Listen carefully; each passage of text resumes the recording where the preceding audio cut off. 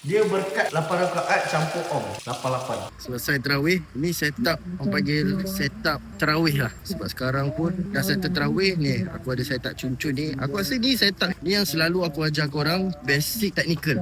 Benda-benda basic, so kasih aku entry dulu. Masa kau dah tahu dah, siapa yang dah tahu cuba komen. Aku entry setup ni setup apa? Teknik apa? Aku guna settle terawih, aku nak jemore, lepak. Nanti aku akan update setup ni, terawih settle, entry pun sudah settle. Sekejap lagi kita tinggal nak collect profit.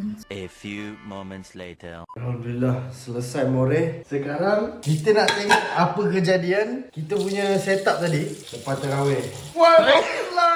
Tengok berapa pip. 552 pip. Akaun daripada $4,900 pergi $30,000. Tadi kan aku tanya kau, setup apa yang aku entry ni, ini benda-benda yang basic yang aku selalu ajar kat dalam live ni, based on M1 punya breakout pullback entry, support resistance. Lepas tu fly, aku entry lot 0408 je. Tu pun sempena aku terawih tadi 8 rakaat. So ni memang kira berkat daripada terawih tadi.